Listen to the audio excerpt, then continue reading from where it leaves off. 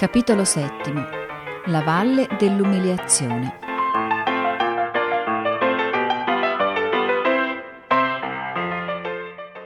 Quel ragazzo è un vero ciclope, non è vero? Disse Amy un giorno vedendo Lori che passava dalla loro casa a cavallo ed agitava in segno di saluto la sua frusta. Come puoi dire una cosa simile quando ha tutti e due gli occhi e anche bellissimi? Gridò Joe, che montava subito in furia se sentiva far qualche osservazione spiacevole sul conto del suo amico. Io non ho parlato dei suoi occhi e non c'è bisogno che ti inquieti così se ammiro il modo con cui monta a cavallo. Oh santo Dio, quest'oca qui vuol dire centauro e lo chiama un ciclope, esclamò Joe scoppiando in una gran risata.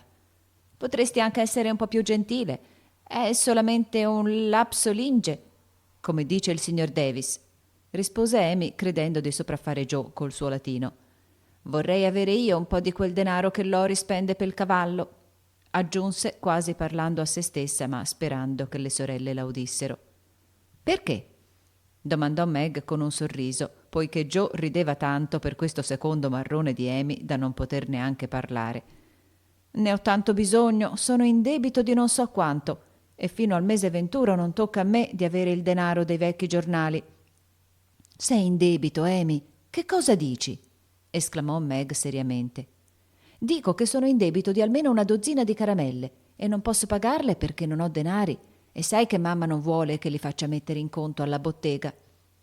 Dimmi un po', sono di moda le caramelle ora? Prima erano le palline di gomma. E Meg cercò di non ridere nel vedere l'aria di importanza di Amy. Vedi, le ragazze le comprano sempre e a meno di esser creduta avara bisogna che anch'io faccia lo stesso. Tutte portano a scuola le caramelle e non fanno altro che succhiarle durante la lezione. Si fanno cambi, per esempio una caramella per un lapis, per una bambolina di carta, per un anellino di margherite o per qualcosa di simile. Se una ragazza ha simpatia per un'altra, le offre una caramella. Se ha antipatia, gliela mette sotto il naso e poi se la mangia. Si va per turno ed ormai io ho avuto tante di quelle caramelle dalle altre che sarebbe una vergogna se non ne offrissi qualcuna anch'io. Sono debiti d'onore, sai. Quanto ti ci vorrebbe per comprar tante caramelle da poter redimere il tuo onore? Domandò Meg tirando fuori il borsellino. Una lira stravanzerebbe. Rimarrebbe anche qualche centesimo per comperarne un paio anche per te. Non ti piacciono?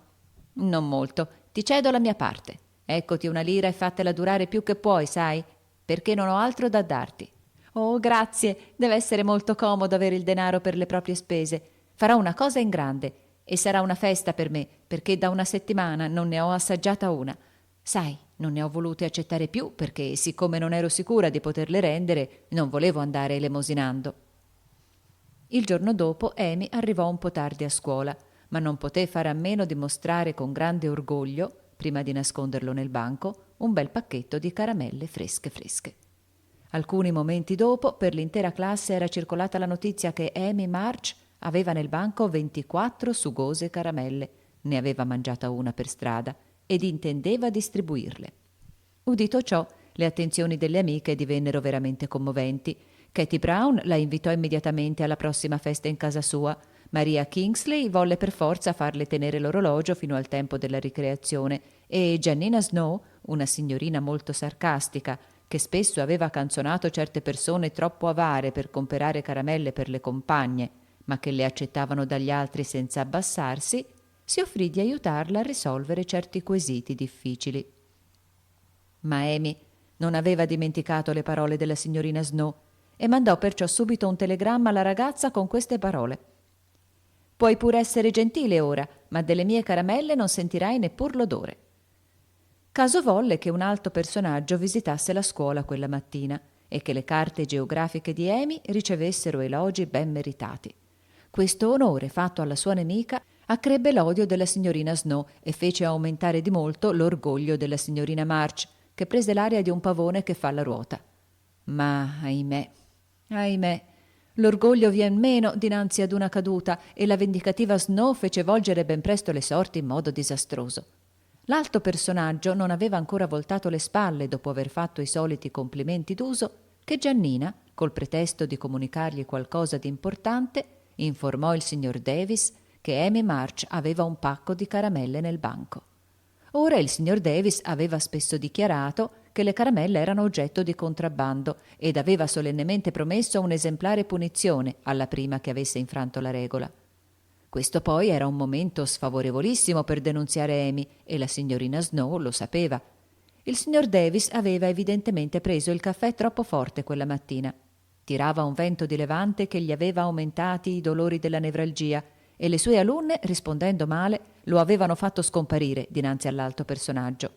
Egli era perciò, per dirla con termine scolaresco, se non elegante almeno espressivo, nero come un calabrone ed arrabbiato come un cane.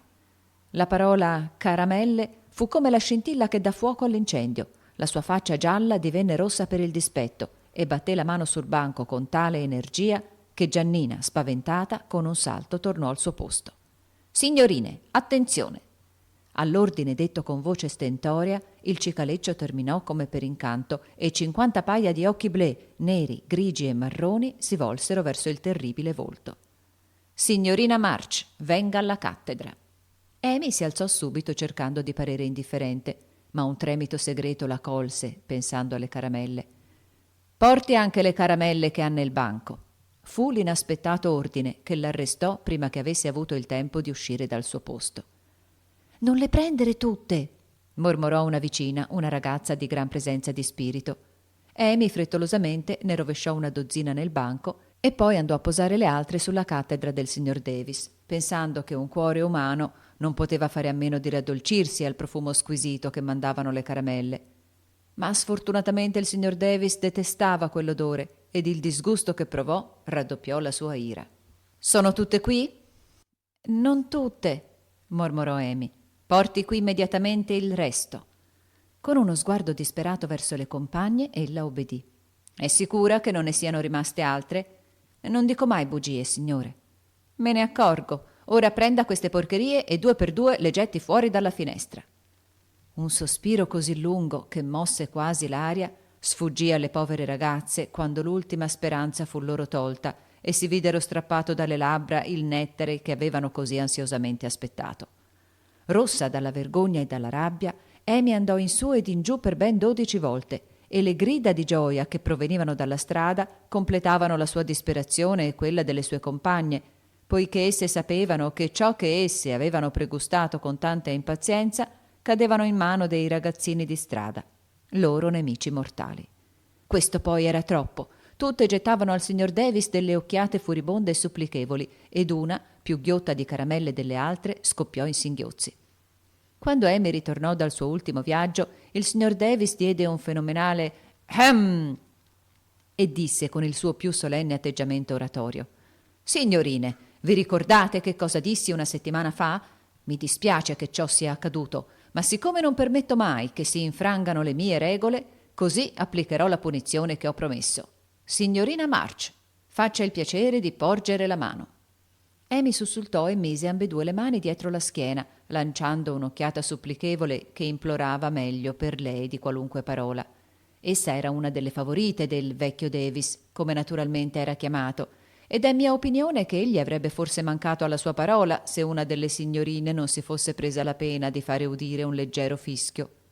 Questo sibilo, abbastanza leggero ma pure sensibile, finì col fare perdere completamente quel po' di pazienza che rimaneva all'irato professore e segnò la condanna della colpevole. «La mano, signorina March!»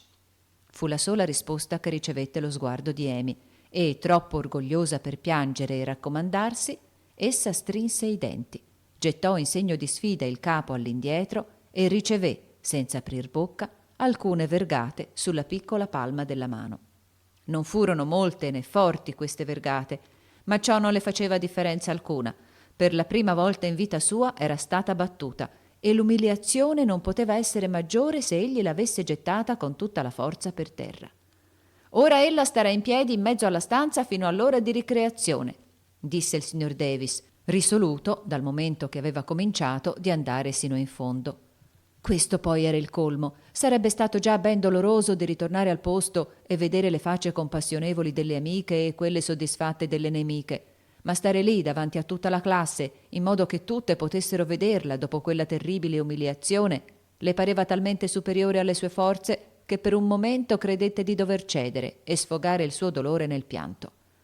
Ma un sentimento di amara ingiustizia patita ed il pensiero di Giannina Snow l'aiutarono a trattenersi e, mettendosi nel posto di ignominia, essa fissò con gli occhi la gola del camino al di sopra di quello che ora le pareva un mare di teste e rimase là, immobile e pallida, tanto che le ragazze trovarono assai difficile di studiare con quella figurina triste e commovente dinanzi ai loro occhi.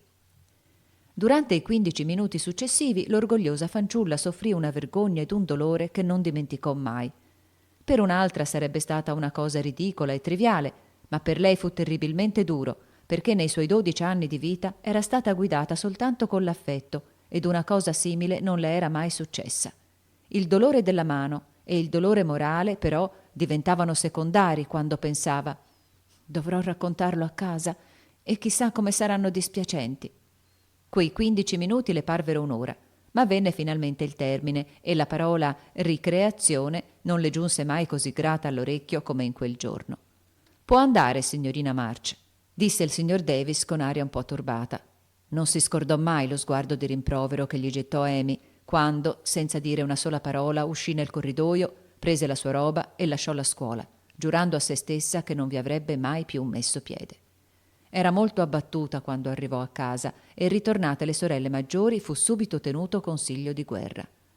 La signora March non disse nulla, ma aveva l'aspetto inquieto e confortò la povera bambina con le più affettuose parole. Meg bagnò la povera mano con glicerina e lacrime. Beth s'avvide questa volta che neppure i suoi cari gattini potevano darle consolazione e Joe, con grande ira, propose che il signor Davis fosse immediatamente arrestato, mentre Anna lo minacciava col pugno e pestava le patate nel mortaio come se sotto al pestello vi fosse stato il terribile professore. Nessuno in scuola fece osservazioni sulla scomparsa di Amy all'infuori delle sue compagne, ma le signorine si avvidero subito che il signor Davis era molto benevolo nel dopopranzo ed anche un po' nervoso. Pochi minuti prima della chiusura della scuola, Joe entrò nella classe e con volto serio e minaccioso andò dritta alla cattedra e consegnò al maestro una lettera di sua madre. Poi, riunita la roba di Amy, uscì senz'altro, badando bene però di pulirsi le scarpe, perché neppure un atomo della polvere di quella scuola le restasse sui piedi. «Sì, non anderai più alla scuola, ma voglio che tu studi tutti i giorni con Beth per un paio d'ore», disse la signora March quella sera. «Disapprovo le punizioni corporali, specialmente quando si tratta di bambine. Non mi piace neppure il metodo del signor Davis, e le ragazze con cui ti associavi non ti facevano certamente del bene. Perciò, prima di mandarti ad un'altra scuola, domanderò consiglio a tuo padre». «Oh, c'ho gusto! Vorrei che tutte le ragazze lo lasciassero, così dovrebbe chiudere quella vecchia bicocca di scuola. È proprio un peccato pensare a quelle splendide caramelle buttate via», sospirò Amy con l'aria di una martire. «Sono anzi contentissima che tu non le abbia potute mangiare, perché hai infrante le regole e meritavi un gastigo per la tua disobbedienza», fu la severa risposta che fece rimaner male la signorina, che non si aspettava rimproveri di sorta. «Vuoi dire che sei contenta che io sia stata così umiliata davanti alla classe?» gridò Amy. «Io certamente non avrei scelto quel metodo di punizione», replicò sua madre. «Ma forse ti avrà fatto più effetto che un altro modo meno severo. Cominci a crederti troppo importante, bambina mia, ad avere troppa opinione di te stessa, ed è tempo che tu ti corregga di questi difetti. Tu hai qualche piccolo merito e qualche virtù, ma non c'è bisogno che tu li metta sempre in evidenza, poiché la troppa opinione di se stesso rende le persone ridicole e noiose. Non c'è pericolo che il vero ingegno e la vera bontà rimangano per molto tempo nascoste, ma anche se questo accadesse, la coscienza di possedere queste qualità e di impiegarle per il bene del prossimo dovrebbe dare sufficiente soddisfazione e, te lo ripeto, la più bella dote di una fanciulla è la modestia». «È proprio vero», gridò Lori, che in un angolo della stanza giocava a scacchi con Joe. «Conobbi una volta una bambina che aveva un vero talento per la musica e non lo sapeva. Non si immaginava mai che belle cosine componeva quando era sola, e se glielo avessero detto non ci avrebbe creduto». «Come desidererei conoscere questa bambina. Forse potrebbe aiutare me, che sono così stupida», sospirò Beth, che gli stava accanto e l'ascoltava con interesse. «La conosci e ti aiuta più di qualunque altra persona al mondo», rispose Lori, guardandola con tale espressione birichina che Beth diventò a un tratto rossa come una ciliegia e nascose il volto sul guanciale, sopraffatta addirittura da una simile scoperta. Joe lasciò che Lori vincesse la partita per ripagarlo del complimento fatto alla sua Beth, e Beth quella sera non volle a nessun costo suonare come al solito, tanto che Lori dovette prendere il suo posto e fare del suo meglio, cantando divinamente alcune vecchie melodie. Quando egli se ne fu andato via, Amy, che era stata pensierosa tutta la sera, disse ad un tratto, come colpita da una nuova idea: «Lori è un ragazzo colto?» «Sì, ha avuto un'educazione eccellente ed ha grande talento. Farà certamente qualcosa di buono, se non si guasta», rispose la madre. «Ed egli non ha una grande opinione di sé?» domandò Amy. «Affatto, ed è per questo che è così simpatico, e noi gli vogliamo tutti tanto bene». «Ah, capisco. È una bella cosa essere istruiti e beneducati, ma non bisogna farsene un vanto ed esserne alteri», soggiunse Amy, pensierosa. «Una persona istruita ed educata si riconosce subito dal suo modo di fare e di parlare. Perciò non c'è bisogno di farne pompa», disse la signora March. «Come non starebbe bene cacciarsi addosso tutti in una volta i propri vestiti, i nastri, i cappelli ed i gioielli per mostrare che si posseggono», aggiunse Joe, e la predica finì in una risata.